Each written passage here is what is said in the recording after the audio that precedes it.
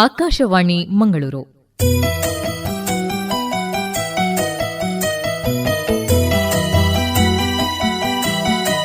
ಸ್ಮೃತಿ ಧ್ವನಿ, ಮನದಾಳದ ಮಾತನ್ನು ಮಾಲೆಯಾಗಿಸಿದ ಸ್ಮೃತಿ ಚಿತ್ರದ 5ನೇ ಭಾಗ.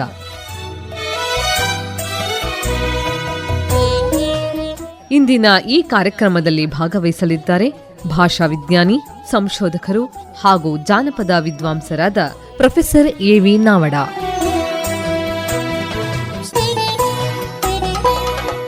ಮಾತುಕತೆಯಲ್ಲಿ ಪಾಲ್ಗೊಳ್ಳುವವರು ಡಾಕ್ಟರ್ ಬಿ. ಜನಾರ್ದನ ಭಟ್.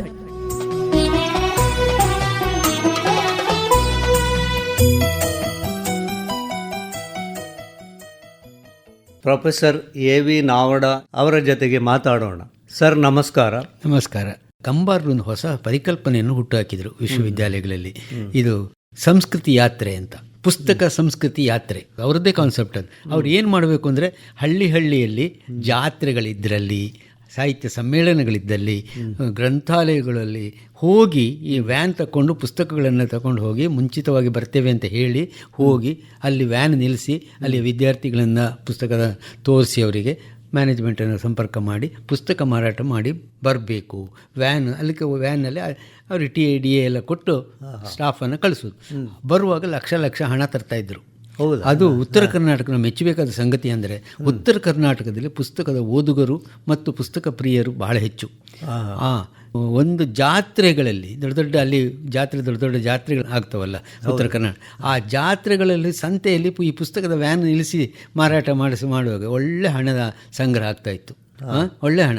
ಹಾಗಾಗಿ 3 ವರ್ಷಗಳಲ್ಲಿ ನನಗೆ, ನೀವು ನಂಬ್ತೀರಾ, 1,10,00,000 ರೂಪಾಯಿ ಲಾಭ. 1 ಕೋಟಿ. ಅದು ಕಂಬಾರರು ಕಡೆಗೆ ಹಣದ ಬಿಕ್ಕಟ್ಟು ಸುರಾಯಿತು. ನೋಡ್ರೆ ನೀವೇ ನೋಡ್ಕೊಳ್ಬೇಕು, ಯಾವುದು ಹಣ ನಮ್ಮಿಂದ ನಿರೀಕ್ಷೆ ಮಾಡಬೇಡಿ.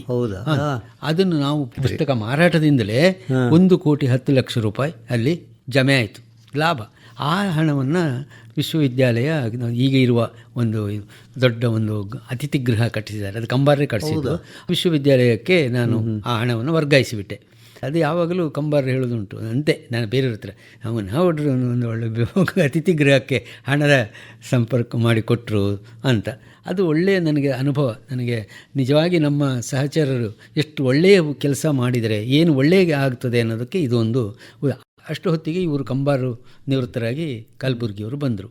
ಕಲಬುರ್ಗಿಯವರು ಬಂದ ಮೇಲೆ ಅದು ಏನು ಅದಕ್ಕೊಂದು ಶಕ್ತಿ ಬಂತು ಅಂದರೆ, ಅವರು ಮೊದಲು ಚಾರ್ಜ್ ತಗೊಂಡ ದಿವಸ ಒಂದು ಅಧ್ಯಾಪಕರನ್ನು ವಿದ್ಯಾರ್ಥಿಗಳನ್ನು ಕಾಣಬೇಕು, 2ನೇದು ಪ್ರಸಾರಾಂಗಕ್ಕೆ ಹೋಗಬೇಕು ಅಂತ ಹೇಳಿದರು. ನನ್ನನ್ನು ಭಾಳ ಮುಂಚೆ ಪರಿಚಿತ ಆದ ಕಾರಣ ನನ್ನನ್ನು ಭಾಳ ಹತ್ತಿರವೇ ಮೊದಲನೇ ದಿವಸದಿಂದಲೇ ಇಟ್ಕೊಂಡಿದ್ದರು. ಆಯಿತು, ಅಲ್ಲಿ ಹೇಳಿದರು ಯಾವುದು ಅವರ ಒಂದು ಕುಲಪತಿಗಳ ಮೊದಲ ಮಾತು ಆಯಿತು. ಪ್ರಸಾರಾಂಗಕ್ಕೆ ಬಂದರು, ಗೋಡೌನ್ ನೋಡಿದ್ರು, ಅಲ್ಲಿಗೆ ಹೋದರು ಇಲ್ಲಿಗೆ ಹೋದರು, ಏನೇನು ಎಲ್ಲ ಸೂಚನೆ ಎಲ್ಲ ಕೊಟ್ಟರು. ಆಮೇಲೆ ನನ್ನನ್ನು ಕರೆಸಿದರು. ಪ್ರಸಾರಾಂಗ ಈಗ ಇರುವ ಹಾಗಲ್ಲ, ಇನ್ನೂ ಒಳ್ಳೆಯದಾಗಬೇಕು. ನಾನು ಪುಸ್ತಕಗಳನ್ನು ಹೇಳ್ತೇನೆ, ಏನೇನು ಹೊರಗಿನಿಂದ ಬರೆಸಬೇಕು, ಒಳಗಿನವರಿಂದಲೂ ಬರೆಸಬೇಕು ಅಂತೆಲ್ಲ ಕೊಟ್ಟು ಅವರು ನಮಗೆ ಏನು ಪುಸ್ತಕಗಳ ಮೇಲೆ ಪುಸ್ತಕಗಳು, ತಿಂಗಳಿಗೆ 2-3 ದೊಡ್ಡ ಪುಸ್ತಕಗಳು ತಗೊಂಡು, ಒಟ್ಟು ಅವರ ಕಾಲದಲ್ಲಿ 3 ವರ್ಷದಲ್ಲಿ 300 ಪುಸ್ತಕಗಳ ಮೇಲೆ ಬಂತು. ಒಟ್ಟು ನಾನು ನನ್ನ 6 ವರ್ಷದ ಪ್ರಸಾರಾಂಗ ನಿರ್ದೇಶಕನಾಗಿ 631 ಪುಸ್ತಕ ತಂದಿದ್ದೇನೆ. ಎಲ್ಲದ ಲೆಕ್ಕ ಇತ್ತು. ಹಣಕ್ಕೂ ಏನೂ ತೊಂದರೆ ಆಗಲಿಲ್ಲ ವಿಶ್ವವಿದ್ಯಾಲಯದಲ್ಲಿ ಆಗ ಅಂತೂ. ಅದು ನಾನು ಕೆಲವು ಸತಿ ಸರ್ಪ್ರೈಸ್ ಆಗಿ ನಮ್ಮ ವಿದ್ಯಾರ್ಥಿಗಳು ಹೋದಲ್ಲಿ ಹಿಂದಿಂದ ಹೋಗ್ತಿದ್ರು, ನಮ್ಮ ಹುಡುಗರು ಹೇಗೆ ಕೆಲಸ ಮಾಡ್ತಾರೆ ಅಂತ ತುಂಬ ಅಚ್ಚುಕಟ್ಟಾಗಿ ಕೆಲಸ ಮಾಡ್ತಾಯಿದ್ರು. ಹಾಗಾಗಿ ಒಳ್ಳೆಯ ಸಂಗ್ರಹ ಆಯಿತು. ಈ ಮಧ್ಯದಲ್ಲಿ ಕಲಬುರ್ಗಿಯವರು ನನಗೆ 2ನೇ ಡ್ಯೂಟಿ ಕೆಲಸ ಕೊಟ್ಟರು. ಹಸ್ತಪ್ರತಿ ಶಾಸ್ತ್ರ ವಿಭಾಗ ಅಂತ ಒಂದು ತೆರೆದು, ಆ ವಿಭಾಗವನ್ನು ತೆರೆದದ್ದು ಕಂಬಾರರು, ಅದನ್ನು ನನ್ನನ್ನು ಪ್ರೊಫೆಸರ್ ಅಂತ ಮಾಡಿದ್ದು ಕಂಬಾರರೇ. ಆದರೆ ಆ ಡಿಪಾರ್ಟ್ಮೆಂಟಿಗೆ ಯಾವ ಇನ್ನು ನನ್ನ ಏನಿರಲಿಲ್ಲ. ಕಲಬುರ್ಗಿಯವರಿಗೆ ಹಸ್ತಪ್ರತಿಗಳು ಅಂದರೆ ಜೀವ. ಅವರು ಬಂದ ಕೂಡಲೇ ಅದಕ್ಕೆ ಒಂದು ಡಿಪಾರ್ಟ್ಮೆಂಟಿಗೆ ಒಂದು ಬಿಲ್ಡಿಂಗ್ ಎಲ್ಲ ಕಟ್ಟಿಸಿದ್ರು, ಒಂದು ಹಸ್ತಪ್ರತಿ ಎಲ್ಲಗಳನ್ನ ಸಂಗ್ರಹ ಮಾಡಿಸಿದರು. ಅವರಿಗೆ ಒಳ್ಳೆಯ ಸಂಪರ್ಕ ಇತ್ತು ಉತ್ತರ ಕರ್ನಾಟಕದಲ್ಲಿ ತುಂಬ. ನನ್ನನ್ನು ಹಸ್ತಪ್ರತಿ ಶಾಸ್ತ್ರಕ್ಕೆ ಅಧಿಕೃತವಾಗಿ ಪ್ರೊಫೆಸರ್ ಅಂತ ಮಾಡಿದರು. ಆಗ ಅವರು ನಮ್ಗೆ ಕೊಡುವ ಮಾರ್ಗದರ್ಶನದಿಂದ. ಆದರೆ ನನಗೆ ಹೇಳಿದರು, ನೀವು ಹೆಚ್ಚು ವಿಭಾಗದವರನ್ನು ಪ್ರತಿ ದಿವಸ ಭೇಟಿಯಾಗಬೇಕು, ಅಥವಾ ನೀವಿದ್ದಲ್ಲಿಗೆ ಅವರನ್ನು ಕರೆಸ್ಕೊಂಡ್ಬಿಡಿ. 5 ಜನ ಇದ್ದಿದ್ದರು, ನೀವು ಅವರನ್ನು ಕರೆಸ್ಕೊಂಡು ದಿನ ಹೋಗಬೇಕು ಅಥವಾ ಅವರು ಇಲ್ಲಿ ಬರಬೇಕು. ಆದರೆ ನೀವು ಪೂರ್ತಿಯಾಗಿ ಇಲ್ಲೇ ಇರಬೇಕು. ಪ್ರಸಾರಾಂಗದಲ್ಲೇ ಕೆಲಸ ನಿರ್ವಹಣೆ ಮಾಡಿಕೊಂಡು ಅಲ್ಲಿ ವ್ಯವಸ್ಥೆ ನೋಡ್ಕೊಳ್ಬೇಕು. ಹಾಗೆ ನಾನು ಅಲ್ಲೇ ಇರ್ತಿದ್ದೆ. ಆದರೆ ನಮ್ಮ ಸಹೋದ್ಯೋಗಿಗಳು ಮಾತ್ರ ಭಾಳ ಒಳ್ಳೆಯ ಕೆಲಸ ಮಾಡಿದರು. ರವೀಂದ್ರನಾಥ, ಹಳ್ಳಿಕೇರಿ, ಬಡಿಗೇರ, ಇವರು ಬಹಳ ಮುಖ್ಯ. SS ಅಂಗಡಿ, ಚೆನ್ನವೀರಪ್ಪ, ಇವರೆಲ್ಲ ಎಷ್ಟು ಚೆನ್ನಾಗಿ ಕೆಲಸ ನಿರ್ವಹಿಸ್ಕೊಂಡ್ರು ಅಂದರೆ ಈಗ ಅಲ್ಲಿ 5,500 ಹಸ್ತಪ್ರತಿಗಳಿವೆ. ಆಗಲೇ ಅವರು ಕಲಬುರ್ಗಿಯವರ ಪ್ರಭಾವದಿಂದಾಗಿ ಸುಮಾರು 3,000 ಹಸ್ತಪ್ರತಿಗಳು ಆಗಲೇ ಸಂಗ್ರಹ ಆಗಿತ್ತು ಅವರ ಕಾಲದಲ್ಲಿ, 3 ವರ್ಷದಲ್ಲಿ. ಈಗ ಅದಕ್ಕೆ ಒಳ್ಳೆ ಸುಸಜ್ಜಿತವಾದಂಥ ಒಂದು ಆರ್ಕೈವ್ಸನ್ನು ಹಾಗೆ ಮಾಡಿದ್ದಾರೆ. ಮತ್ತು ಅದು ಹಸ್ತಪ್ರತಿಗೆ ಬರೀ ಸಂಗ್ರಹ ಅಲ್ಲ, ಅವೇರ್ನೆಸ್ಸು ತರೋದು, ಒಂದು ರೀತಿಯ ಜನರಿಗೆ ತಿಳುವಳಿಕೆ ಹೇಳೋದು, ಎಲ್ಲೆಲ್ಲಿ ಹಸ್ತಪ್ರತಿಗಳು ಉಂಟು ಅದನ್ನು ಸಂಗ್ರಹ ಮಾಡಿ ವೀರಶೈವ ಮಠಗಳು ಭಾಳ ದೊಡ್ಡ ಕೊಡುಗೆಯನ್ನು ಕೊಟ್ಟಿದ್ದಾರೆ. ಅಂದರೆ ತಾಡೋಲೆಯನ್ನೇ ಕೊಟ್ಟಿದ್ದಾರೆ. ಅದಕ್ಕೆ ಅಷ್ಟು ಮಾತ್ರ ರಾಶಿ ಹಾಕಿದ್ದಲ್ಲ, ಅವುಗಳಿಗೆ ಸೂಚಿ ಮಾಡೋದು, ಸೂಚಿ ಮಾಡಿದ್ದಾರೆ. ಎಲ್ಲದಕ್ಕೂ ಸೂಚಿಯಾಗಿದೆ. ಈಗ ಇರುವಂಥದ್ದಕ್ಕೆಲ್ಲ ಸೂಚಿಯಾಗಿದೆ. ಒಂದೊಂದು ಇಬ್ಬರಿಬ್ಬರಿಗೆ ಜೊತೆ ಮಾಡಿ ಒಂದು ಸೂಚಿ ಮಾಡಬೇಕು. ಅದಕ್ಕೆ ಹೇಗೆ ಸೂಚಿ ಮಾಡಬೇಕು ಅನ್ನೋಂಥ ಮೆಥಡಾಲಜಿ ಇದೆಯಲ್ಲ, ಅದನ್ನು ಕೂರಿಸಿಕೊಂಡು ಅವರ ಪಕ್ಕದಲ್ಲಿ ಕೂರಿಸಿಕೊಂಡು ಅಧ್ಯಾಪಕರನ್ನು ಕೆಲಸ ಮಾಡಿಸ್ತಾ ಬಂದರು. ಆಮೇಲೆ ಆಗ ವಾರ ಒಂದು ಪುಸ್ತಕ ಬಿಡುಗಡೆ. ಆಗ ನನಗೂ ಸಂತೋಷ ಆಗ್ತಾ ಇತ್ತು. ಆದರೆ ಒತ್ತಡ ಅಂದರೆ ಒತ್ತಡ. ಕಲಬುರ್ಗಿ ಅವರು ಒಂದು ಪ್ರಕರಣ ಆಯಿತು. ಏನಂದರೆ ನನಗೆ ಸಹಿಸ್ಲಿಕ್ಕೆ ಆಗೋದಿಲ್ಲ ಆ ರೀತಿ.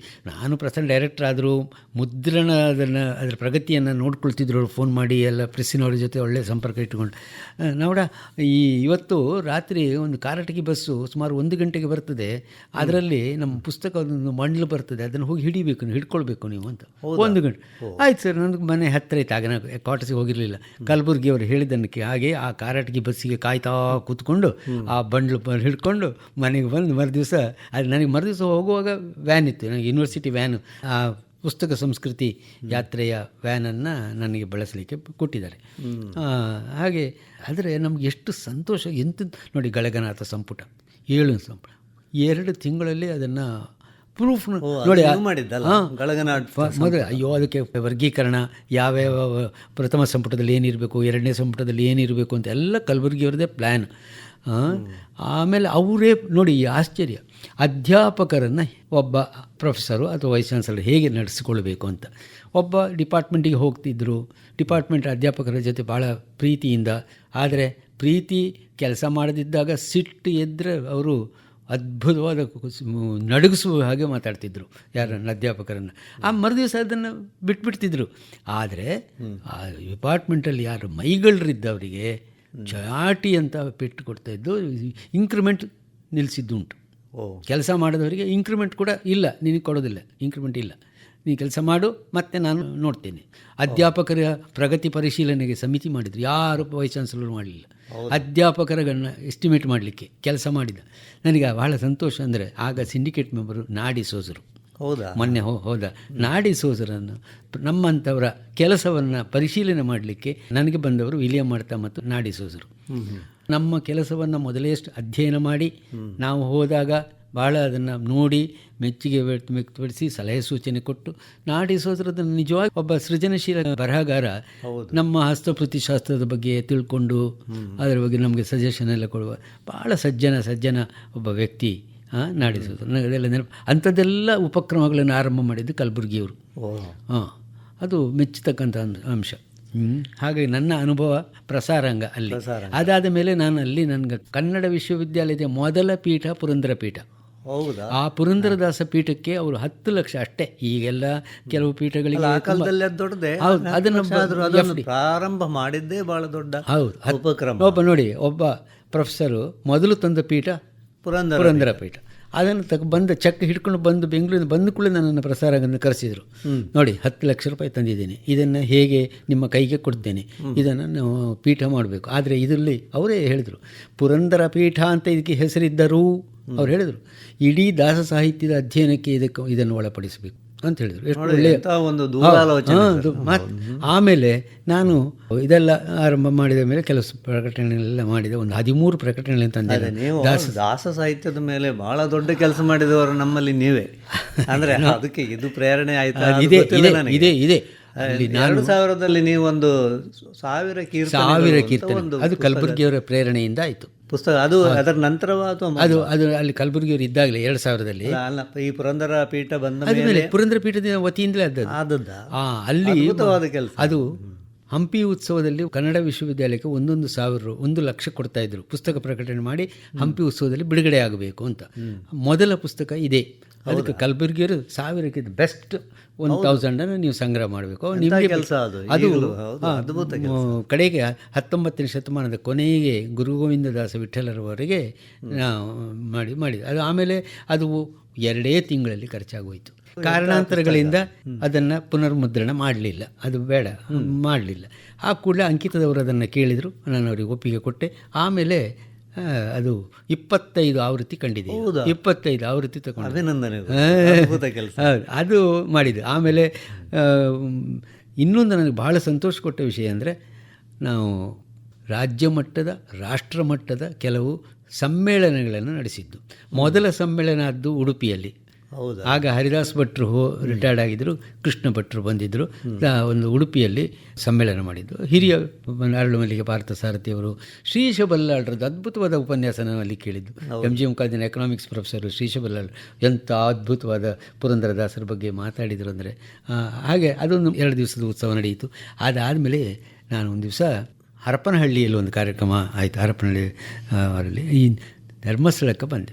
ಧರ್ಮಸ್ಥಳಕ್ಕೆ ಬಂದು ಹೆಗಡೆಯವರನ್ನು ಭೇಟಿ ಮಾಡಿ, ನಾವು ಒಂದು ಕನ್ನಡ ವಿಶ್ವವಿದ್ಯಾಲಯದಲ್ಲಿ ನಮ್ಮ ಹತ್ರ ಸೀಮಿತ ಹಣ ಇರೋದು, ನಮಗೊಂದು 2 ಅಥವಾ 3 ದಿವಸದ ದಾಸ ಸಾಹಿತ್ಯ ಸಮ್ಮೇಳನ ಮಾಡಬೇಕು ಅಂತ ನಾನು ಒಬ್ಬನೇ ಹೋಗಿ ಹೇಳಿದೆ ಅವರಿಗೆ. ಅವರು ಅದನ್ನು ಎಷ್ಟು ಸಂತೋಷದಿಂದ ಒಪ್ಕೊಂಡ್ರು. ಯಾರನ್ನು ಅಧ್ಯಕ್ಷ ಮಾಡಬೇಕು ಅಂತ ಆಲೋಚನೆ ಮಾಡಿದ್ದೀರಿ ಅಂತ ಕೇಳಿದೆ. ನಾನು SK ರಾಮಚಂದ್ರ, ಸರಿಯಾದ ಆಯ್ಕೆ, ನಾನು ಸಂಪೂರ್ಣ ಜವಾಬ್ದಾರಿ ನಮ್ಮದು, ನಾವು ಕ್ಷೇತ್ರದಿಂದ ಮಾಡ್ತೇವೆ, ನೀವು ಸ್ಕಾಲರ್ಸನ್ನು ಕರೆಸೋದು ಅದೆಲ್ಲ ಜವಾಬ್ದಾರಿ ನಿಮ್ಮದು ಅಂತೇಳಿ ನಾವು ನಮ್ಮ ಹತ್ರ ಇದ್ದ ಹಣವನ್ನು ಹಿಡ್ಕೊಂಡು ನಾವು ನಾನು ಮೊದಲ ಬಾರಿಗೆ ದಾಸ ಸಾಹಿತ್ಯದಲ್ಲೇ ಕೆಲಸ ಮಾಡಿದ ಪ್ರಾಧ್ಯಾಪಕರನ್ನು ಕರೆಸಿದ್ದಲ್ಲ. ಇದು ಇತರ ಪ್ರಾಧ್ಯಾಪಕರು, ನಮ್ಮ GS ಶಿವರುದ್ರಪ್ಪ ಬಂದಿದ್ದರು. ಹೌದಾ? ನಾಟಕಗಳ ಮೇಲೆ ಕೆಲಸ ಮಾಡಿದ ಮರಳು ಸಿದ್ದಪ್ಪ ಬಂದಿದ್ದರು. ಹೌದಾ? ಅಂದರೆ ನಮ್ಮ ಕನ್ನಡ ವಿಶ್ವವಿದ್ಯಾಲಯದ ಬೇರೆ ಬೇರೆ ಡಿಸಿಪ್ಲಿನ್ ಅವ್ರ ಪ್ರೊಫೆಸರ್ಗಳನ್ನೆಲ್ಲ TAD ಕೊಡ್ತೇನೆ, ವಿಶೇಷ ಅಲ್ಲ, ಬಸ್ ಫೇರ್ ಕೊಡ್ತೇನೆ, ಒಳ್ಳೆ ವಸತಿ, ಎಲ್ಲರೂ ಬಂದರು. ಹೌದಾ? 3 ದಿವಸಗಳ ಹಬ್ಬ. ಅದು ಪೂರ್ತಿ 100ಕ್ಕೆ 100 ಅದು ಯಶಸ್ಸಿಗೆ ಕಾರಣ ವೀರೇಂದ್ರ ಹೆಗಡೆಯವರು. ಪ್ರತಿಭಾ ಪ್ರಹ್ಲಾದರಂಥ ನೃತ್ಯದವರನ್ನು ಕರೆಸಿದ್ದಾರೆ, ಇನ್ನು ದೊಡ್ಡ ದೊಡ್ಡ ಸಂಗೀತಗಾರರನ್ನೆಲ್ಲ ಕರೆಸಿ ಅದಾದ ಮೇಲೆ ಪಂಢರಪುರಕ್ಕೆ ಹೋಗಿ ಅಂತಾರಾಜ್ಯ ಸಾಹಿತ್ಯ ಸಮ್ಮೇಳನ, ಬನ್ನಂಜೆ ಗೋವಿಂದಾಚಾರ್ಯ ಅಧ್ಯಕ್ಷತೆ, 4 ದಿವಸ.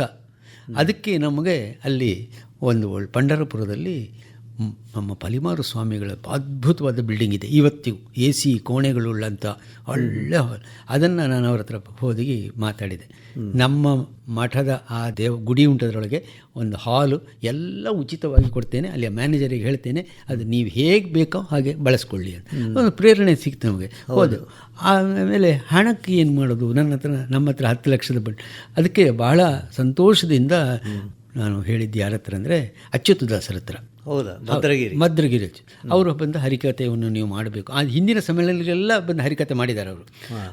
ಧರ್ಮಸ್ಥಳ ಹೆಗಡೆಯವರು ಏನು ಮಾಡಿದ್ದಾರೆ ಅಂದರೆ, ಇಡೀ ಕರ್ನಾಟಕದ ಹರಿದಾಸರುಗಳನ್ನು 40 ಮಂದಿಯನ್ನು ಆಯ್ದು TAD ಎಲ್ಲ ಅವರೇ ಕೊಟ್ಟಿದ್ದಾರೆ. ಅವರು ಕರ್ಸ ಅದಕ್ಕೆ ಹಾಜರಾಗುವ ಹಾಗೆ ಮಾಡಿದ್ದಾರೆ. ಇವ್ರನ್ನ ನಾನು ಹೇಳಿದೆ, ನಮ್ಮ ಹತ್ರ ಇರೋದು 40,000 ರೂಪಾಯಿ, ನಾನೀಗ ಹಾಕ್ಕೊಂಡ ಯೋಜನೆಗೆ 4 ಲಕ್ಷ ಬೇಕು, ಏನು ಮಾಡೋದು ಅಂತ. ನಾನು ನಿಮಗೆ ಹಣ ಬರುವ ಹಾಗೆ ಮಾಡ್ತೇನೆ ಹೇಳಿದರು. ಒಳ್ಳೆ ಸಂತೋಷ ಆಯಿತು. ನೀವು ಯಾರಿಗೆ ಹಣ ಕಳಿಸಬೇಕು ಅಂತ ಹೇಳಿ. ನಾನು ಹೇಳಿದೆ, ನಮ್ಮ ಫೈನಾನ್ಸ್ ಆಫೀಸರ್ ಕನ್ನಡ ವಿಶ್ವವಿದ್ಯಾಲಯ ಹಂಪಿಯವರಿಗೆ ಒಂದು 4 ಲಕ್ಷ ರೂಪಾಯಿ ಅವರ ಶಿಷ್ಯರಿಂದ ಹೇಳಿ ನಮ್ಮ ಹಂಪಿ ವಿಶ್ವವಿದ್ಯಾಲಯಕ್ಕೆ ಭದ್ರಗಿರಿ ಅಚ್ಯುತದಾಸರು ಬರುವ ಅಲ್ಲಿ ಢೇರೆಯವರು ಅಂತ ನಿಮ್ಗೆ ಗೊತ್ತಿಲ್ಲ, ಮರಾಠಿ ಒಬ್ಬ ದೊಡ್ಡ ಚರಿತ್ರಕಾರ ಮತ್ತು ಆ ಢೇರೆಯವರಿಗೆ ಸನ್ಮಾನ ಮಾಡಬೇಕು ಅಂತ ನಾನೊಂದು 3 ಜನ ಮರಾಠಿ ವಿದ್ವಾಂಸರಿಗೆ, 5 ಜನ ನಮ್ಮ ಕನ್ನಡದ ವಿದ್ವಾಂಸರಿಗೆ ಸನ್ಮಾನ ಇತ್ತು ಕೊನೆಯ ದಿವಸ. ಢೇರೆಯವರಿಗೆ ನಾನು ಹತ್ರ 2-3 ಸತಿ ಮಾತಾಡಿದೆ, ಬರ್ತೇನೆ ಅಂತ ಹೇಳಿದರು. ಕಡೆಗೆ ಅವರು ಬರಲಿಲ್ಲ, ಅವ್ರ ಮಗಳನ್ನು ಕಳಿಸಿದರು, ಅವರನ್ನು ನಾವು ಆನರ್ ಮಾಡಿದ್ವಿ. ನನಗೆ ಯಾವುದೋ ಸಂಪರ್ಕ ಆಗಿ ಪುಣೆಯಿಂದ 10 ಜನ ವಿದ್ವಾಂಸರು ಬಂದಿದ್ದಾರೆ ಅಲ್ಲಿಗೆ. ಅವರು ಮರಾಠಿಯಲ್ಲೇ ಮಾತಾಡಿದರು, ನಮ್ಮವರೆಲ್ಲ ಕನ್ನಡದಲ್ಲೇ ಮಾತಾಡಿದರು. ಅವರಿಗೆಲ್ಲ ಭಾಳ ಖುಷಿ ಆಯಿತು. ವಿಠಲನ ಭಕ್ತರು. ಹೌದು, ಬನ್ನಂಜೆ ಗೋವಿಂದಾಚಾರ್ಯರು 3 ದಿವಸ ವೇದಿಕೆಯಲ್ಲಿ ಕುರಿತು ಅದ್ಭುತವಾದಂಥ ಭಾಷಣ. ಅವರು ಕೆಲವು ಸತಿ ಒಂದೆರಡು ಟಿಪ್ಪಣಿಗಳನ್ನೆಲ್ಲ ಇಂಗ್ಲೀಷ್ನಲ್ಲೇ ಮಾತಾಡ್ತಾರೆ. ಸಮ್ಮೇಳನ ಅಧ್ಯಕ್ಷರು ಅವರೇ. ಸರ್ವಾಧ್ಯಕ್ಷರು ಬನ್ನಂಜೆ ಗೋವಿಂದಾಚಾರ್ಯರು. ಅದು ಭಾಳ ನನಗೆ ಸಂತೋಷ ಕೊಟ್ಟಂತಹ ಒಂದು ದಾಸ ಸಾಹಿತ್ಯಕ್ಕೆ ಒಳ್ಳೆಯ ಒಂದು ಶಕ್ತಿ ಬಂದದ್ದು ಪುರಂದರ ಪೀಠಕ್ಕೆ. ನಾನು 6 ವರ್ಷ ಪುರಂದರ ಪೀಠದ ಸಂಚಾಲಕ ಆಗಿದ್ದೆ. ನಾನು ನಿವೃತ್ತನಾದ ಮೇಲೆ ಬೇರೆ ಆಗುವವರೆಗೂ ನೀವು ನಾನೇ ಇದ್ದೆ. ಹೌದು. ನೀವು 2006ರಲ್ಲಿ 6ಕ್ಕೆ ನಾನು ನಿವೃತ್ತನಾದದ್ದು. ಆ ನಂತರದ್ದು ಕೇಳೋ ಮುಂಚೆ ಈಗ ದಾಸ ಸಾಹಿತ್ಯದ ಮೇಲೆ ನೀವು ಮಾಡಿದ ಕೆಲಸ ನನಗೆ ಬಹಳ ಅಂದ್ರೆ ಈಗ ಕುಂದಾಪುರದಲ್ಲಿರುವಾಗ ಜಾನಪದ ಹೌದು ಹೌದು ಈ ಥರದ ವಿಷಯಗಳನ್ನು ನೀವು ತೊಡಗಿಕೊಂಡಿದ್ರೆ ಈಗ ಹಂಪಿಯಲ್ಲಿ ಈ ಪುರಂದರದಾಸ ಪೀಠವನ್ನು ನೀವು ವಹಿಸಿಕೊಂಡ ಮೇಲೆ ಅಂದ್ರೆ ಬಹಳ ಅದ್ಭುತವಾದ ಒಳನೋಟಗಳನ್ನು ಮತ್ತು ಕೆಲಸಗಳನ್ನು ನೀವು ಈ ದಾಸ ಸಾಹಿತ್ಯದ ಮೇಲೆ ಮಾಡಿ ಅಲ್ಲ ನಿಮ್ಮ ಚಿಂತನೆಗಳು ಅಂದ್ರೆ ಈ ಅದು ಹೇಗೆ ಸಮಾಜಮುಖಿ ಮತ್ತು ವರ್ತಮಾನಕ್ಕೂ ಬಹಳ ಮುಖ್ಯ. ಇದನ್ನೆಲ್ಲ ತೋರಿಸ್ಕೊಡ್ಲಿಕ್ಕೆ ನಿಮಗೆ ಅದಕ್ಕೆ ಕಾರಣ ಅದರ ಒಂಚೂರು ವಚನ ಸಾಹಿತ್ಯವನ್ನು ನಾವು ನಮ್ಮ ಪಠ್ಯವಾಗಿ ಇದ್ದಾಗಿಂದ ಓದ್ಕೊಂಡು ಬಂದಿದ್ದೇನೆ. ಆ ಮಾದರಿಯಲ್ಲಿ ನಮ್ಮ ದಾಸ ಸಾಹಿತ್ಯದ ಅಧ್ಯಯನ ಆಗಿಲ್ಲ. ನಾವು ಅದನ್ನು ಒಂದು ರೀತಿಯ ಸಂಗೀತದ ಅದೊಂದು ವಿಶೇಷ, ಅದು ವಚನ ಸಾಹಿತ್ಯದಲ್ಲಿ ಕಾಣಿಸದ ವಿಶೇಷ ಸಂಗೀತ. ಆದರೆ ಅದನ್ನು ಭಜನೆ ಮತ್ತು ಸಂಗೀತಕ್ಕೆ ನಾವು ಹೆಚ್ಚು ಮಾಡ್ತಾ ಇದ್ದೇವೆ ಹೊರತು, ಅಥವಾ ಕೆಲವರು ಅದು ಮಧ್ವಪ್ರಮೇಯವನ್ನೇ ಹೆಚ್ಚು ಅರಸಿಕೊಂಡು ದಾಸ ಸಾಹಿತ್ಯವನ್ನು ನೋಡುವುದಲ್ಲೇ ಅದು ಹೋಗ್ತಾ ಇದ್ದಾಗ, ನಾನು ರಾಯಚೂರಿನಲ್ಲಿ ಒಂದು ಭಾಷಣದಲ್ಲಿ ಅದನ್ನು ಹೇಳಿದೆ. ಮಧ್ವಪ್ರಮೇಯ ಇಲ್ಲ ಅಂತ ನಾನು ಹೇಳೋದಿಲ್ಲ. ಪುರಂದರದಾಸರ ಹಾಡುಗಳಲ್ಲಿ ಕನಕರಲ್ಲೂ ಮಧ್ವಪ್ರಮೇಯ ಕಾಣಿಸುತ್ತಾ ಇದೆಲ್ಲ ಇದ್ದದ್ದೇ. ಆದರೆ ಅದರ ಸಮಾಜಮುಖಿ ಚಿಂತನೆಯ ಕಡೆಗೆ ನಾವು ಹೆಚ್ಚು ಒತ್ತು ಕೊಡಬೇಕು ಅಂತ ಮಾತಾಡಿದ್ದು ನನ್ನ ಈ ನೆನಪಿದೆ ನನಗೆ. ಆ ದೃಷ್ಟಿಕೋನದಿಂದ ನಾವು ಮಧ್ವಪ್ರಮೇಯವೂ ಅದರ ತಿರುಳಾಗಿ ಉಂಟು, ಇಲ್ಲ ಅಂತ ನಾನು ಹೇಳಿದೆ. ವಚನ ಸಾಹಿತ್ಯದಲ್ಲಿ ವೀರಶೈವ ಛಾಪು ಉಂಟು, ಹಾಗೆ ನಾನು ಆಗಬೇಕು ಅಂತ ಹೇಳಿ ನಾನು ನನ್ನ 1000 ಕೀರ್ತನೆಗಳಲ್ಲಿ ಆ 1000 ಕೀರ್ತನೆಯನ್ನು ಬರೆಯುವ ಹೊತ್ತಿಗೆ ನನಗೆ ಈ ಸಾರಾಂಗದ ಒತ್ತಡ ಅದು ಇದೆಲ್ಲ ಇದ್ದಾಗ ಅದು ನಮ್ಮ ಜಂಟಿ ಕೆಲಸ. ನನ್ನ ಗಾಯತ್ರಿ ನಾವುಡೆ ಅದನ್ನು ಹೆಚ್ಚು ಅದು ಭಾಳ ಯಶಸ್ವಿಯಾದಂತಹ ಒಂದು ಪ್ರಸ್ತಾವನೆ, ಒಂದು 30 ಪುಟಗಳ ಪ್ರಸ್ತಾವನೆ ಇದೆ ಅಂತ ನಮಗೆ ಅನೇಕರು ಮತ್ತೆ ಹೇಳಿದರು. ಅಲ್ಲಿ ದಾಸ ಸಾಹಿತ್ಯವನ್ನು ಅಧ್ಯಯನ ಮಾಡುವುದು ಒಂದು ವಿಧಾನ, ಮತ್ತು ಅದರಲ್ಲಿರುವ ವಸ್ತು ನಿರ್ವಹಣೆಯನ್ನು ಕುರಿತು. ಎರಡನೆಯದು ಸಂಪಾದನೆ ಮಾಡುವ ವಿಧಾನ. ಆವರೆಗೆ ಈ ಸಂಪಾದನೆ ಮೈಸೂರು ವಿಶ್ವವಿದ್ಯಾಲಯದಲ್ಲಿ ಡಾಕ್ಟರ್ ಜಿ ವರದರಾಜರಾಯರು, ಟಿ ಎನ್ ನಾಗರತ್ನ ಅವರು ಮುಖ್ಯವಾಗಿ ನಮ್ಮ ಅನೇಕರ ಸುಮಾರು 10-15 ದಾಸರ ಕೃತಿಗಳು ಅಚ್ಚಾಗಿ ಬಂದಿವೆ. ಎಲ್ಲಿಂದ? ಮೈಸೂರು ವಿಶ್ವವಿದ್ಯಾಲಯದಿಂದ. ಆದರೆ ಅವರು ಮಾಡಿದ ಕ್ರಮ ಹೇಗೆ ಅಂದರೆ, ಅದು ಸಾಂಪ್ರದಾಯಿಕವಾಗಿ ನಮ್ಮ ಪಂಪನ, ರನ್ನನ ಮಾರ್ಗ ಕಾವ್ಯಗಳನ್ನು ಹೇಗೆ ಸಂಪಾದನೆ ಹಲವು ಹಸ್ತಪ್ರತಿಗಳನ್ನು ಇಟ್ಟುಕೊಂಡು ಅವುಗಳ ಪಾಠಭೇದಗಳನ್ನು ಗುರುತಿಸಿ ಅದನ್ನು ಶುದ್ಧ ಪಾಠ ನಿರ್ಣಯ ಮಾಡುವಂಥದ್ದು. ಕೆಲವು ಸತಿ ಒಂದು ಸಾಲಿನಲ್ಲಿ 4-5 ಗುರುತು ಹಾಕಿ ಪಾಠಾಂತರಗಳನ್ನು ಕೊಡ್ತಿದ್ರು. ನನಗೆ ಕಲಬುರ್ಗಿಯವರು ಹತ್ರ ಒಂದು ಸರ್ತಿ ನಾನೊಂದೊಮ್ಮೆ ಕೇಳಿದೆ, ಸರ್ ಇದು ಸರಿ ಕಾಣೋದಿಲ್ಲ ನನಗೆ, ಅಲ್ಲಿ ಅದು ಯಾವುದು ಸರಿಯಾದ ಪಾಠ ಅಂತ. ಒಂದೊಂದು ಕೀರ್ತನೆಗೆ 10 ಸಾಲುಗಳಿದ್ದರೆ 10 ಸಾಲುಗಳಿಗೆ 10 ಕಡೆಯ ಪಠ್ಯವನ್ನು ಬಳಸಿದರೆ ನಮಗೆ ನಿಜವಾಗಿ ಕವಿ ಪುರಂದರದಾಸರೋ ಕನಕದಾಸರೋ ಯಾರು, ಅದರ ಅದರ ನಿಜವಾದ ಪಠ್ಯ ಯಾವುದು ಅಂತ ಹೇಳಲಿಕ್ಕೆ ಆಗೋದಿಲ್ಲ. ಅದಕ್ಕೆ ಏನು ಮಾಡ್ಬೋದು ಅಂತ ಕೇಳಿದಾಗ ನಾನು ಅದನ್ನು ಹೇಳಬೇಕು ಅಂತಿದ್ದೆ. ನಾನು ಭಾಳ ವರ್ಷ ಧಾರವಾಡದಲ್ಲಿ ಬಸವ ಪೀಠದಲ್ಲಿ ನಾನು ಕೆಲಸ ಮಾಡಿ, ನಾನು RC ಹಿರೇಮಠರು ಹೇಳಿದ ಪ್ರಕಾರ, ನಮ್ಮ ಗುರುಗಳು ಹೇಳಿದ ಪ್ರಕಾರ ಮಾಡಿದ್ದೇನೆ. ನನಗೆ ಈಗ ಅನಿಸುತ್ತದೆ ನಾನು ಮಾಡಿದ್ದು ಮಿಶ್ರ ಪ್ರತಿಯ ಹೊರತು ಸಾಚಾ ಪ್ರತಿ ಅಲ್ಲ ಅಂತ. ಅವರು ಅದನ್ನು ಲೇಖನವಾಗಿ ಬರೆದಿದ್ದಾರೆ. ಆಮೇಲೆ ಲೇಖನವಾಗಿ ಬರೆದಿದ್ದಾರೆ, ಮಾರ್ಗ 3ರಲ್ಲಿ ಬರೆದಿದ್ದಾರೆ. ಅದಕ್ಕೆ ಅವರು ಹೇಳಿದ್ರು, ಈ ಮಾರ್ಗ ಕಾವ್ಯಗಳನ್ನು ಸಂಪಾದನೆ ಮಾಡುವ ವಿಧಾನ ವರದರಾಜರಾಯರು ಮಾಡಿದ್ದು, ಆ ಮಾದರಿ ಎಲ್ ಬಸವರಾಜು ಮಾಡಿದ್ದಾರೆ, ಎಲ್ಲರೂ ಮಾಡಿದ ಹಿರಿಯರು, ಡಿ.ಎಲ್. ನರಸಿಂಹಾಚಾರ್ಯರು ಮಾಡಿದ್ದಾರೆ. ಸರಿ, ಅದು ಒಪ್ತೇನೆ. ಆದರೆ ಜನಪ್ರಿಯ ಸಾಹಿತ್ಯ, ಕುಮಾರವ್ಯಾಸ ಭಾರತ, ಲಕ್ಷ್ಮೀಶನ ಜೈಮಿನಿ ಭಾರತ, ದಾಸ ಸಾಹಿತ್ಯ, ವಚನ ಸಾಹಿತ್ಯವೂ ಸೇರಿಕೊಂಡಂತೆ ಇಂಥವುಗಳ ಸಂಪಾದನೆ ಮಾಡುವಾಗ ಆ ಮಾರ್ಗ ಶುದ್ಧ ಪ್ರತಿಯನ್ನು ನಾವು ಅದನ್ನು ಪಡೀಲಿಕ್ಕೆ ಸಾಧ್ಯ ಇಲ್ಲ. ನೀವು ಕುಮಾರವ್ಯಾಸನದಲ್ಲಾದರೂ ಒಂದು ಮೂಲ ಪ್ರತಿ ಇರಬಹುದು, ಮೂಲ ಪ್ರತಿ ಅವರು ಬರೆದದ್ದು. ಆದರೆ ಒಂದೊಂದು ಊರಿನಲ್ಲಿ ಗದಗಿನಲ್ಲಿ ಸಿಕ್ಕಿದ ಮೂಲ ಪಠ್ಯಕ್ಕೂ ನಮ್ಮ ಉಡುಪಿಯಲ್ಲಿ ಸಿಕ್ಕುವ ಪಠ್ಯಕ್ಕೂ ವ್ಯತ್ಯಾಸ ಇದೆ. ಹೌದು, ಅದಕ್ಕೆ ಅವರು ಕೊಟ್ಟ ಸೂಚನೆ ನೋಡಿ, ಅವರು ಹೇಳಿದರು, ಅವರು ನಂಜುಂಡನ ಕಾವ್ಯಗಳನ್ನು ಸಂಪಾದನೆ ಮಾಡಿ ನಮ್ಮ ಹಂಪಿ ವಿಶ್ವವಿದ್ಯಾಲಯ ಪ್ರಕಟ ಮಾಡಿದರು. ಅದಕ್ಕೆ ಅವರು 25 ಕಾವ್ಯಗಳ ಪ್ರತಿ ಬೇಕಾದರೆ ಸಿಗ್ತದೆ, ನಾನು ಹಾಗೆ ಮಾಡೋದಿಲ್ಲ. ಆ ನಂಜುಂಡ ಕವಿಯ ಊರಿನ ಪರಿಸರದಲ್ಲಿ ಹುಟ್ಟಿಕೊಂಡಂತಹ ಸಿಕ್ಕಿದ ಹಸ್ತಪ್ರತಿಗಳು ಹೆಚ್ಚಂದರೆ 3. ನಿಮಗೆ ಅದರಲ್ಲಿ ಪಾಠ ಶುದ್ಧ ಹೆಚ್ಚು ಉಂಟು, ಶಬ್ದ ದೋಷಗಳು ಇಲ್ಲ ಅಂತ ಕಂಡದ್ದನ್ನು ಒಂದು 3 ಇಟ್ಕೊಳ್ಳಿ. 3 ಇಟ್ಟುಕೊಂಡು ಅವುಗಳನ್ನು ನೀವು ಸಂಪಾದನೆ ಮಾಡಿ. ಆಮೇಲೆ ತಿದ್ದುವ ಕೆಲಸ ಕೂಡದು ಅಂತ ಹೇಳಿ, ತಿದ್ದುವ ಕೆಲಸ ಕೂಡದು. ಅದು ಯಾಕಂದರೆ ಒಂದೊಂದು ಪಠ್ಯದ ಒಬ್ಬ ಹಾಡುಗಾರ ಅವನ ಕಟ್ಟಿದವ ಬಾಯಲ್ಲೇ ಕಟ್ಟಿದ್ದವನು, ಆಮೇಲೆ ಅದು ಕೃತಿಗೆ ಬಂದದ್ದಲ್ವ. ಹೌದು, ಈಗ ದಾಸರೆಲ್ಲ ಹಾಗೆ ಅಲ್ವ. ಅಂದರೆ ಬಹುಶಃ ದಾಸರು ಕೂಡ ಇನ್ನೊಂದು ಊರಲ್ಲಿ ಸ್ವಲ್ಪ ಬೇರೆ ಆಗಿ ಹೇಳಿರ್ಬೋದು. ಖಂಡಿತ. ಈಗ ವಾದಿರಾಜರದ್ದು ನೋಡಿ ನೀವು, ವಾದಿರಾಜರು ಉಡುಪಿಯವರಾದರು, ಅವು ಬಹುತೇಕ ಕಾಲ ಅವರು ಉತ್ತರ ಕರ್ನಾಟಕದ ಸೌದೆಯಲ್ಲೇ ಬೆಳೆದವರು. ಹೌದು. ಆಮೇಲೆ ಅವರನ್ನು, ಅವರ ಕೀರ್ತನೆಗಳನ್ನು ತುಂಬ ಮೆಚ್ಚಿಕೊಂಡು ಹಾಡಿದವರು ಉತ್ತರ ಕರ್ನಾಟಕ, ರಾಯಚೂರು, ಮಾನ್ವಿ ಆ ಕಡೆಯ ಮಹಿಳೆಯರು. ಅವರು ಹಾಡುವ ಅವರ ಬಾಯಿಯ ಪದಗಳು, ಇದಕ್ಕೆ ಸಮಾನವಾದಂಥ ಬಾಯಿ ಪದಗಳು ಅಲ್ಲಿಗೆ ವರ್ಗಾವಣೆಗೊಳ್ಳುತ್ತವೆ. ಹೌದು. ಆದ ಕಾರಣ ನೋಡಿ, ವಾದಿರಾಜರ ಎಷ್ಟೋ ಇದರಲ್ಲಿ ತುಳು ಪದಗಳು ಉಂಟು ವಾದಿರಾಜರದಲ್ಲಿ, ಹಾಗೆಯೇ ಉತ್ತರ ಕರ್ನಾಟಕದ ಭಾಷೆಯ ಪದಗಳು ಉಂಟು. ಅದನ್ನು ಆ ರೀತಿಯಲ್ಲಿ ನಾವು ಹೀಗೆ ಪಾಠ ಭೇದಗಳನ್ನು ಗುರುತಿಸಿ ಮಾಡಿದರೆ ಅದು ಖಂಡಿತ ಅದು ಸಿಕ್ಕುವುದಿಲ್ಲ. ಏನು ಶುದ್ಧ ಪ್ರತಿ ಅಲ್ಲ, ಮೂಲ ಪ್ರತಿ ಅಲ್ಲ, ಕವಿಪಠ್ಯ, ಕವಿಪಠ್ಯ ಅನ್ನೋದು ಇರುವುದಿಲ್ಲ ಅಂತ. ಅಂದರೆ ಅದನ್ನೊಂದು ಮೌಖಿಕ ಪರಂಪರೆಯಲ್ಲೇ ನೋಡಬೇಕು ಅಂತ ನಿಮ್ಮ ಒಂದು, ನಾನು ಮೌಖಿಕ ಪರಂಪರೆಯಲ್ಲಿ ನೋಡಬೇಕು. ಅದಕ್ಕೆ ನೀವು ಅವರ ಊರಿನಲ್ಲೇ ಸಿಕ್ಕಿದ ಹಸ್ತಪ್ರತಿಗಳನ್ನು ಇಟ್ಟುಕೊಂಡು, ಉದಾಹರಣೆಗೆ ನೋಡಿ, ಪಾವಂಜೆ ಗುರುರಾಯರ ವಿಷಯ ನಾನು ಬಹಳ ಗೌರವ ಕೆಲಸ ಮಾಡಿದ್ದೆ. ಪಾವಂಜೆ ಗುರುರಾಯರಂಥ ಒಬ್ಬ ಮನುಷ್ಯನನ್ನು ನಾವು ಅವರ ಬಗ್ಗೆ ನೀವೇ ಪಾವಂಜೆ ಗುರುರಾಯರನ್ನು ನಾವು ಒಂದು ಆಕ್ರೋಶದಿಂದ ನಾನು ಹೇಳ್ತೇನೆ ಅಂತ ಭಾವಿಸಬೇಡಿ. ಜನ, ನಮ್ಮ ಉಡುಪಿಯ ಜನ, ನಮ್ಮ ಕರಾವಳಿಯ ಜನ ಪಾವಂಜೆ ಗುರುರಾಯರನ್ನು ಮರೆತಿದ್ದಾರೆ. ಅವರ ಸಾಧನೆ ಅದ್ಭುತವಾದದ್ದು. ಅವರ ಬಗ್ಗೆ ಇರುವುದು ನಾನು ಒಂದು ಲೇಖನ ಅಷ್ಟೇ. ಆದರೆ ಆ ಉಡುಪಿಯಲ್ಲಿ ಅವರು ಮಾಡಿದ ಕೆಲಸ ಒಬ್ಬ ಭಾಳ ಆಶ್ಚರ್ಯ ಕಾಣುತ್ತೆ. ಗೋವಿಂದಾಚಾರ್ಯ ಒಂದು ಕಡೆ ಲೇಖನ ಬರೀತಾರೆ. ಅವರು ಈ ದಾಸ ಸಾಹಿತ್ಯ, ಯಕ್ಷಗಾನ, ಇವತ್ತು ಇಷ್ಟು ಜನ ಹಾಡುವ ಪ್ರಸಂಗಗಳೆಲ್ಲವೂ ಇವರಿಂದ್ರೆ ಪಾವಂಜಿ. ಆಮೇಲೆ ಮಂತ್ರ ಪುಸ್ತಕಗಳು. ಈ ವಿಷಯದಲ್ಲಿ ಒಂದು ಒಳ್ಳೆಯ ಒಂದು ಹಾಸ್ಯ ಸನ್ನಿವೇಶವನ್ನು ನಮ್ಮ ಬನ್ನಂಜೆ ಗೋವಿಂದಾಚಾರ್ಯರು ಬರೀತಾರೆ. ಏನಂದರೆ, ಈ ಪಾವಂಜಿ ಗುರುರಾಯರು ಮಂತ್ರ ಪುಸ್ತಕವನ್ನು ಪ್ರಕಟ ಮಾಡಿ ಎಲ್ಲ ಪುರೋಹಿತರ ಕೈಯಲ್ಲಿ ಅದು ಹೋಯ್ತಲ್ಲ, ಆಗ ಯಾರೋ ಒಬ್ಬರು ಉಡುಪಿಯ ಮಠದ ಸ್ವಾಮಿಗಳು ಬಹಳ ಬೇಸರ ಆಯ್ತಂತವರಿಗೆ. ಇದು ನಮ್ಮೊಳಗೆ ಇರಬೇಕಾದ ಮಂತ್ರ ಎಲ್ಲರ ಬಾಯಿಗೂ ಹೋಯ್ತಲ್ಲ, ಇದು ಸರಿಯಲ್ಲ, ಅವರಿಗೆ ನಿಷೇಧ ಮಾಡಬೇಕು ಅವರನ್ನು ಅಂತ. ಹೌದು. ಆಗ ಅದನ್ನು ವಿರೋಧಿಸಿದವರು ಯುವಕ ಪೇಜಾವರ ಸ್ವಾಮಿಗಳು, ಅಂದರೆ ವಿಶ್ವೇಶತೀರ್ಥರು. ಈಗಿನವರಲ್ಲ, ವಿಶ್ವಪ್ರಸನ್ನ ಅಲ್ಲ, ವಿಶ್ವೇಶತೀರ್ಥ ಇಲ್ಲ. ಅದಕ್ಕೆ ಅವರನ್ನು ನಿಷೇಧ ಅವರಿಗೆ ಹಾಕಬಾರದು.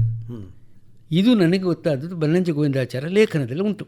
ಯಾಕೆ ಹಾಕಬಾರದು ಅಥವಾ ಹಾಕಬೇಕು, ಅವರು ತಪ್ಪದ. ಪೇಜಾವರ ಸ್ವಾಮಿಗಳಿಗೆ ಮಾತಿಗೆ ಯಾವಾಗಲೂ ಸ್ವಲ್ಪ ತೂಕ ಜಾಸ್ತಿ. ಯಾಕೆ ಅಂತ ಹೇಳಿದ್ರು ಅವರು. ಯಾಕೆ ಮಾಡಬಾರ್ದು ಅಂದರೆ, ಅದು ಎಲ್ಲರ ಕೈಗೆ ಹೋದರೆ ದೋಷ ಇಲ್ಲ. ಮಂತ್ರ ಅದೇನು ಒಂದು ಸಮುದಾಯದವರ ಅದನ್ನು ಉಳಿಸಿಕೊಡುವ ಒಂದು ಮಹತ್ವದ ಬಗ್ಗೆ. ಹೌದು. ಅದಕ್ಕೆ ಅವರು ಆ ಸ್ವಾಮಿಗಳು ಮತ್ತೆ ಬಾಯಿ ಮುಚ್ಚಿ ಕೂತ್ರಂತೆ. ಒಳ್ಳೆಯ ವಿಷಯ. ಹೌದು.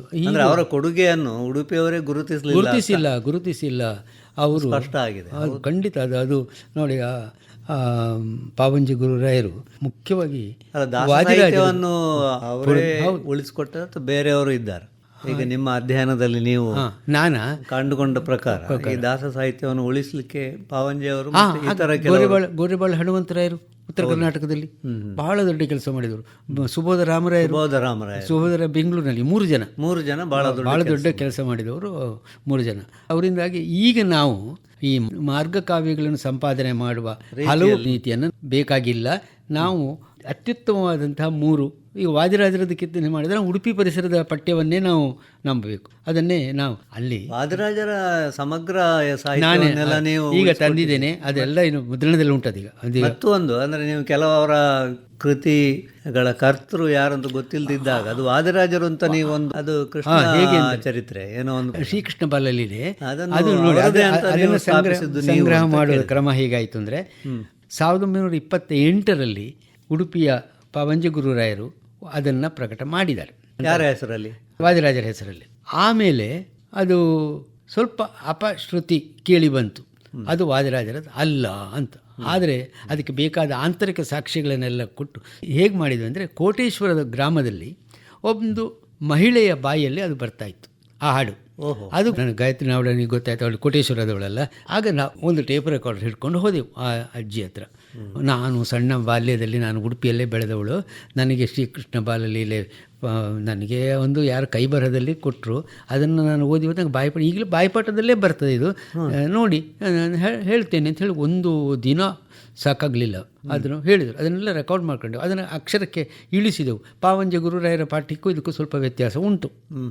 ಹಾಗಾದರೆ ಇದು ಯಾವುದೋ ಮೌಖಿಕ ಮೂಲದಿಂದ ಬಂದಿರಬೇಕು ಅಂತ ನನಗೆ ಅನಿಸುತ್ತದೆ. ಅವರಿಗೂ ಬೇರೆ ಪಠ್ಯ ಸಿಕ್ಕಿದೆ, ಇವರಿಗೆ ಈ ಅಜ್ಜಿಗೆ ಬೇರೆ ಪಠ್ಯ ಸಿಕ್ಕಿದೆ.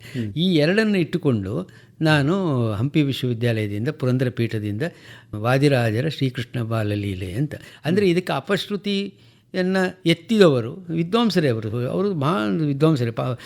ಶ್ರೀನಿವಾಸ ಹಾವನವರು ಅಲ್ಲ, ಅದು ಅವರದ್ದಲ್ಲ, ಅದರಲ್ಲಿ ಭಾಷೆಯಲ್ಲಿ ಉತ್ತರ ಕರ್ನಾಟಕದ ಭಾಷೆ ಹೆಚ್ಚು ಕಾಣಿಸ್ತಾ ಉಂಟು ವಾದಿರಾಜರ. ಅದಕ್ಕೆ ನಾನೆಲ್ಲ ಬರೆದಿನ ಆಂತರಿಕ ಕೊಟ್ಟೆ ನೋಡಿ. ಅವರ ರುಕ್ಮಿಣೀಶ ವಿಜಯ ವಾದಿರಾಜರು, ಆ ರುಕ್ಮಿಣೀಶ ವಿಜಯದ ಕೆಲವು ಎಪಿಸೋಡುಗಳು ಇದರಲ್ಲಿ ಉಂಟು. ಅಂದರೆ ಅದರದ್ದೇ ಅನುವಾದವಾ ಇದು? ಅಲ್ಲ, ಅನುವಾದ ಅದೇ ಕಥನ ಸೂತ್ರ ಅದೇ ಅದರಲ್ಲಿ ಗೊತ್ತಾಗುತ್ತದೆ. ರುಕ್ಮಿಣೀಶ ವಿಜಯದ ನೆರಳು ಇದರ ಮೇಲೆ ಬಿದ್ದಾಗ ಕಾಣುತ್ತದೆ. ಆದ ಕಾರಣ ನಾನು ಅದಕ್ಕೆ 5 ಕನ್ನಡದಲ್ಲಿ ಇರಲಿ ಅಂತ ಬಹುಶಃ ಅವರ ಕೀರ್ತನೆಗಳಲ್ಲಿ ಕೂಡ ಕೆಲವು ಕೀರ್ತನೆಗಳ ಮೇಲೆ ಸಂಸ್ಕೃತದವರ ಕಾವ್ಯಗಳ ಪ್ರಭಾವ ಬಿದ್ದಿದೆ. ಅದು ಕನ್ನಡದಿಂದ ಬರೆದ ಮೇಲೆ ಸಂಸ್ಕೃತದ ಬರೆದ್ರೋ ಸಂಸ್ಕೃತದಿಂದ ಕನ್ನಡ ಮತ್ತೆ ಬರೆದ್ರೋ ಗೊತ್ತಿಲ್ಲ. ಇದು ಒಬ್ಬನೇ ಕವಿ ಹೇಳಿದ್ದು ಅಂತ ನಮಗೆ ವಾದಿರಾಜರ ಹಾಗೆ ಮಾಡಿ ಇನ್ನೊಂದು ಸ್ವಲ್ಪ ದಿವಸಗಳಲ್ಲಿ ತಿಂಗಳಲ್ಲಿ ನಾನು ವಾದಿರಾಜ ಕೀರ್ತನೆಗಳು ಬರ್ತವೆ. ಅಷ್ಟು ಮಾತ್ರ ಅಲ್ಲ, ಆ ಸಂಪುಟದ ಇನ್ನೊಂದು ವಿಶೇಷ ಅಂದರೆ ಯಾರಿಗೂ ಸಿಗದೇ ಇದ್ದಂಥ ಕೆಲವು ಕೀರ್ತನೆಗಳು ನನಗೆ ಸಿಕ್ಕಿವೆ. ಅದು ಹೇಗೆ ಸಿಕ್ಕಿತು ಅಂದರೆ, ಅದು 1965ರಲ್ಲಿ ಅಲ್ಲಿ ವಾದಿರಾಜರ ಶಿಷ್ಯ ಭೂತರಾಜರು ನಾರಾಯಣಾಚಾರ್ಯ ಅವರ ಮೂಲ ಇರುವುದು ನಾರ್ಲಮಠ ಅಂತ, ಗಂಜಿ ಮಠದಿಂದ ಕೆಳಗೆ ಪೊಳಲಿಗೆ ಹೋಗೋ ದಾರಿಯಲ್ಲಿ ಸಿಕ್ಕುವಂತ. ನಾನು 2-3 ಬಾರಿಯಲ್ಲಿ ಹೋಗಿದ್ದೇನೆ. ಅದಕ್ಕಿಂತ ಮೊದಲು ಅಲ್ಲಿ ಒಬ್ಬರು ನಾರ್ಲಮಠ ಅನಂತ ಉಪಾಧ್ಯಾಯ ಅಂತ ಅಲ್ಲಿ ಅರ್ಚಕರು, ಅವರು ತಮ್ಮ ಮಠದಲ್ಲಿ ಒಂದು ನಾಗರಿ ಲಿಪಿಯಲ್ಲಿ ಬರೆದ ಕನ್ನಡ ಕೀರ್ತನೆಗಳು ಉಂಟು. ಅದು ವಾದಿರಾಜಕೃತ ಇರಬೇಕು, ನನಗೆ ಅದರ ನಾಗರಿ ಲಿಪಿ ಓದಲಿಕ್ಕೆ ಬರೋದಿಲ್ಲ ಅಂತೇಳಿ ನನ್ನ ತಂದೆಯವರಿಗೆ ತಂದು ಕೊಟ್ಟರು. ತಂದೆಯವರಿಗೆ ಕಾಪಿ ಮಾಡಿ ಕೊಡಬೇಕು ಅಂತ, ನನಗೊಂದು 3 ತಿಂಗಳು ಬೇಕು ಅಂತ ಹೇಳಿದರು. ಆದರೆ ತಂದೆಯವರು ಎಷ್ಟು ಬುದ್ಧಿವಂತರು ಅಂದರೆ, ಕಾಪಿ ಮಾಡಿದ್ದು ಮಾತ್ರ ಅಲ್ಲ, ಆಗ ಜೆರಾಕ್ಸ್ ಇರಲಿಲ್ಲ, ಮತ್ತೊಂದು ಕಾಪಿ ತಾನೇ ಇಟ್ಟುಕೊಂಡಿದ್ರು. ಒಂದು ಕಾಪಿಯನ್ನು ನಾರ್ಲಮಠ ಅನಂತ ಉಪಾಧ್ಯಾಯರಿಗೆ ಕೊಟ್ಟು ಅದನ್ನು ನನಗೆ ಅವರ ತಂದೆಯವರು ಮಾಡಿ ಕನ್ನಡದಲ್ಲಿ ಅದರಲ್ಲಿ ನೋಡಿದರೆ ಕೆಲವು ಕೀರ್ತನೆಗಳಿಗೆ ಅದು ನಮ್ಮ ಮೈಸೂರು ವಿಶ್ವವಿದ್ಯಾಲಯದವರಾಗಲಿ ಅಥವಾ ಬೇರೆ ಮಾಡಿದ ಇಲ್ಲ. ಇದು ಇಲ್ಲಿ ನಾರ್ಲಮಠದಲ್ಲೇ ಸಿಕ್ಕಿದ್ದಾದ ಕಾರಣ ಅದಕ್ಕೆ ಹೆಚ್ಚಿನ ಬೆಲೆ. ಅದನ್ನು ನಾನೀಗ ಬಳಸಿಕೊಂಡು ಎಲ್ಲ ಸೇರಿ ನಂದು ಹೊಸ ರೀತಿಯ ಪ್ರಸ್ತಾವನೆಯನ್ನು ಬರೆದಿದ್ದೇನೆ. ವಾದಿರಾಜರ ಪ್ರಸ್ತಾವನೆಯನ್ನು ಕುರಿತು ಅವರ ವ್ಯಕ್ತಿತ್ವ, ವಿಶಿಷ್ಟ ವ್ಯಕ್ತಿತ್ವ, ಅವರ ಸಮಾಜ ಸುಧಾರಣೆ ಬಹಳ ದೊಡ್ಡ ಕೆಲಸ, ಬಹಳ ಅದು ಬರ್ತದೆ. ಇನ್ನೊಂದು 6 ತಿಂಗಳಲ್ಲಿ ಅಥವಾ 1 ವರ್ಷ ಆಗಬೇಕು. ಆಗಿದೆ, 3 ಅಂತಿಮ ಸ್ವರೂಪ ಬಂದಾಯಿತು. ದಾಸ ಸಾಹಿತ್ಯದ ಮೇಲೆ ಎಷ್ಟು ವೈಜ್ಞಾನಿಕವಾಗಿ ಅಂದರೆ ನಿಮಗೆ ಆ ಥರದ ಹಿನ್ನೆಲೆ ಇದ್ದದ್ರಿಂದ ಅದು ಹಾಗೆ ಸಂಶೋಧನೆ ಕೂಡ ಮಾಡಿದ್ದೀರಿ. ಜಾನಪದದಲ್ಲೂ ಕೂಡ ನನಗೆ ಆ ಪಾಡ್ದನಗಳ ಬಗ್ಗೆ ನಾನು ಅದು ಮೊದಲ ಬಾರಿಗೆ ನಾನು ಅದನ್ನು ಕನ್ನಡದಲ್ಲಿ ನಾನೇ ಮೊದಲು ಹೇಳಿದ್ದು. ಹೌದು. ಹಾಗೆ ಈಗ ಇದಕ್ಕೂ ಅದು ಈಗ ಇದೇ ಪರಂಪರೆಯನ್ನು ನಾವು ಮುಂದುವರಿಸ್ಕೊಂಡು ಹೋಗ್ಬೋದು ಅಂತ ನನಗೆ ಅನಿಸುತ್ತೆ. ಯಾವುದು ಈ ದಾಸರ ಕೀರ್ತನೆಗಳನ್ನು ಸಂಪಾದನೆ ಮಾಡುವಾಗ ಅಲ್ಲಿ ಇನ್ನೊಂದು ನೋಡಿ, ಆ ಪಾವಂಜಿ ಗುರುರಾಯರ ಒಂದು ಪುಸ್ತಕದ ಪ್ರಕಾರ ಅವರು ನಾನಿದನ್ನು ಹೆಚ್ಚು ಪಂಡಿತರ ಪರಿಶೋಧನೆಗೆ ಹೊರಪಡಿಸಿದರೂ ತಿದ್ದುಪಡಿ ಮಾಡಿಲ್ಲ. ಎಷ್ಟು ಒಳ್ಳೆಯ ಮಾತು ನೋಡಿ, ಎಷ್ಟು ಒಳ್ಳೆಯ. ಹೌದು, ತಿದ್ದುಪಡಿ ಮಾಡಿದ ಕೂಡ ಪಂಡಿತಾವೃತ್ತಿ ಆಗುತ್ತದೆ. ಅದಕ್ಕೆ ನಾನು ಇದನ್ನು ಹೇಗೆ ಸಂಗ್ರಹ ಮಾಡಿದೆ ಎಂದರೆ, ಅವರು ಹೇಳೋದು, ನನ್ನ ಮಗಳು ಭಾರತಿ ಅಂದರೆ SU ಪಣಿಯಾಡಿ ಅವರ ಹೆಂಡತಿ ಭಾರತಿ ಏನು ಮಾಡಿದ್ರು ಅಂದರೆ, ಅದಮಾರು ಮಠದ ಚಾವಡಿಯಲ್ಲಿ ಉತ್ತರ ಕರ್ನಾಟಕದಿಂದ ಬಂದ ಮಹಿಳೆಯರಿಗೆ ಊಟೋಪಚಾರಗಳನ್ನು ನೀಡಿ ಅವರಿಂದ ನನ್ನ ಮಗಳು ಭಾರತಿ ಕೇಳಿದ ಹಾಡುಗಳನ್ನು ಬರೆದುಕೊಂಡ ಪ್ರತಿಯನ್ನು ನಾನು ಮುದ್ರಣಕ್ಕೆ ಬಳಸಿಕೊಂಡಿದ್ದೇನೆ. ಇದು ನಮಗೊಂದು ಐತಿಹಾಸಿಕ ಸತ್ಯ. ಅದ್ಭುತ ಸರ್. ಹೌದು, ಅದು ಬಾಯಿಯಿಂದಲೇ ಸಂಗ್ರಹ ಮಾಡಿದ್ದು ಅಂತ. ಅದು ನಮ್ಮ ಯಾವುದೋ ಒಂದು ಪುಸ್ತಕದಲ್ಲಿ ಯಾರೋ ಬರೆದಿಟ್ಟದ್ದನ್ನು ಪ್ರಿಂಟ್ ಮಾಡಿದ್ದಲ್ಲ ಪಾವಂಜೆಯವರು. ಅದರಲ್ಲಿ ಆ ಪಾತ್ರ ನೋಡಿ, ಆ ಮಹಿಳೆಯರ ಹಾಡುಗಳನ್ನು ಮಹಿಳೆಯರೇ ಸಂಗ್ರಹ ಮಾಡಿ ದಾಖಲೀಕರಣ ಮಾಡಿದ್ದು. ಅದು ನನಗೆ ಆಗ ಆ ವರ್ಷನ್ ಇದೆಯಲ್ಲ ಅಲ್ಲಿ ಸಿಕ್ಕಿದ್ದು, ಪಾವಂಜೆಯವರ ವರ್ಷನ್ ಇದೆಯಲ್ಲ, ಹೆಚ್ಚು ಅಧಿಕೃತ ಅಂತ ನನಗೆ ಅನಿಸೋದು. ಉತ್ತರ ಕರ್ನಾಟಕದ ಪ್ರತಿಗಳು ಗೊತ್ತಿಲ್ಲ ನಮಗೆ, ಆದರೆ ನಮಗೆ ಇದು ಬಹಳ ಶುದ್ಧ.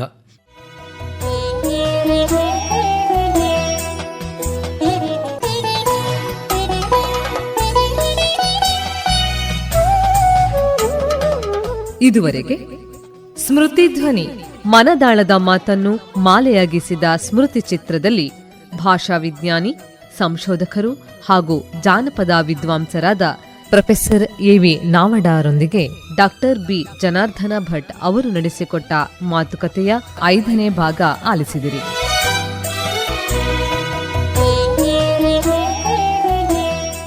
ಇದು ಇಂದಿನ ಸ್ಮೃತಿ ಧ್ವನಿ. ಮುಂದಿನ ಸ್ಮೃತಿ ಧ್ವನಿ ಕಾರ್ಯಕ್ರಮದಲ್ಲಿ ಮತ್ತೆ ಭೇಟಿಯಾಗೋಣ. ನಮಸ್ಕಾರ.